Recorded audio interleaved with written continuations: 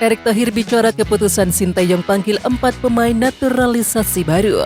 Erick Thohir berharap supporter bisa memenuhi SUGBK Indonesia versus Argentina. Erick Thohir ingin bawa timnas Indonesia berlatih di Jerman. Asnawi Mangkualam tak terlihat dalam daftar skuad Jeonnam Dragon. Timnas Indonesia U22 lolos dari hukuman usai ribut di final SEA Games 2023.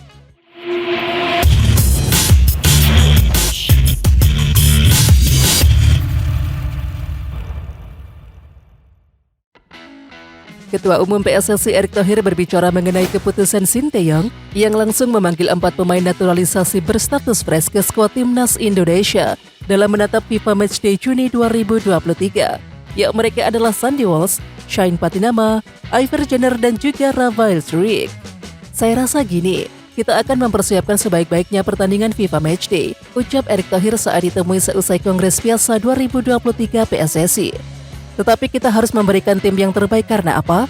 Ini bagian kita membangun mental tim nasional kita, lanjut Erick Thohir.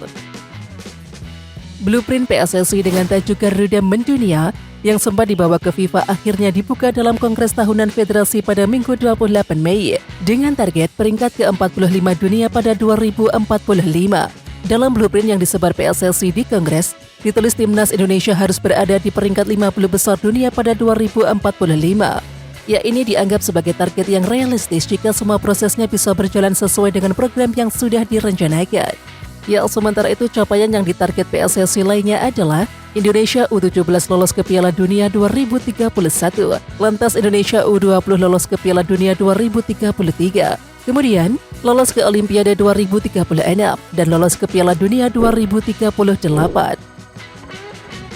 Ketua Umum PSSI Erick Thohir mengatakan FIFA melihat keseriusan Indonesia, di mana salah satunya pemerintah punya komitmen merenovasi 22 stadion yang ada di Indonesia dengan nilai 1,9 triliun rupiah. Di samping itu, Erick Thohir menyebut FIFA akan mendampingi PSSI. Upaya PSSI membangun sepak bola lebih maju dianggap sebagai sebuah hal penting, dan Erick Thohir diyakini bisa menjalankan blueprint tersebut. Lalu FIFA juga melihat bagaimana blueprint ini sangat serius dan ada target-targetnya. Dan memang itu yang diapresiasi. Dan FIFA waktu itu menyatakan ini salah satu blueprint terbaik yang mereka pernah lihat, ucap Erick Thohir. Ketua Umum PSSI Erick Thohir berharap para supporter bisa memenuhi SUGBK saat pertandingan timnas Indonesia versus Argentina. Jika tidak, maka Erick menilai bahwa sepak bola Indonesia levelnya belum naik. Saya tidak tahu ini akan full atau tidak. Tentu yang bisa mengapresiasi ini kan supporter sepak bola Indonesia, bukan saya. Kalau tidak full ya berarti belum kelasnya kami ke sana, kata Erick Thohir. Lebih lanjut, Erick Thohir mengatakan bahwa Argentina hanya mau bermain melawan timnas Indonesia di SUGBK. Perwakilan AFA juga sudah mengecek secara langsung fasilitas di SUGBK. Dan kata Erick Thohir, kesan dari AFA tentang SUGBK sangatlah bagus.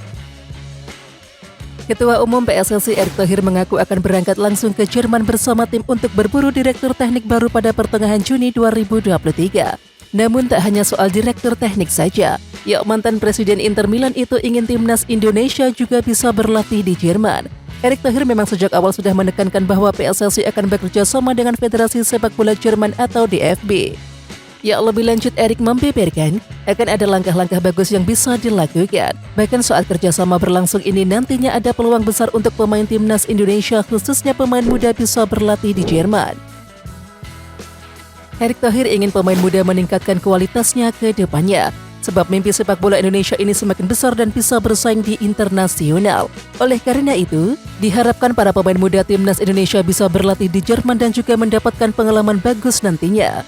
Nah, inilah kenapa kita ingin membuat jendela kesempatan pemain tim nasional muda kita berlatih di Jerman. Supaya tadi punya kesempatan, mereka juga bisa menyentuh Eropa. Ini kan baru mimpi-mimpi, tutur Erick Thohir.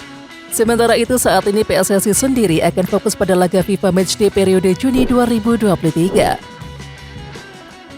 Ketua Umum PSSI Erick Thohir memastikan bahwa Direktur Teknik PSSI berasal dari Jerman. Untuk namanya, Erick Thohir masih merahasiakannya. Sementara itu, PSSI sebelumnya menjalin kerjasama dengan Federasi Sepak Bola Jerman atau DFB.